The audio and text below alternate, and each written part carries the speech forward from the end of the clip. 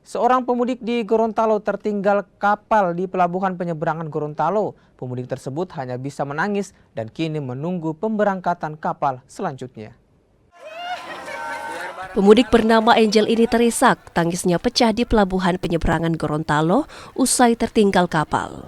Remaja ini sejatinya sudah naik ke atas kapal, namun niatnya pergi berbelanja makanan akhirnya jadi petaka. Saat kembali, kapal yang akan ditumpangi justru telah berlayar dan meninggalkannya di dermaga. Nggak dengar trompet tadi dengar trompet tadi, napas dengar bagaimana? Langsung lari-lari ke kapal. Iya. Sampai di situ kapal berangkat. Di situ ada apa barang yang tertinggal? Ada Barang sudah di kapal. Semua barang sudah di kapal. tujuan mana? Oke. Wakai. Dari jam berapa di sini? 2. Dari jam 2. Cuma karena beli ini tadi. Baru tiket sekarang bagaimana? Asli kok. Oh, sudah melapor ya? Sudah. Itu nanti di pemberangkatan selanjutnya baru. Angel pun harus mengikhlaskan seluruh barang bawaannya berlayar duluan.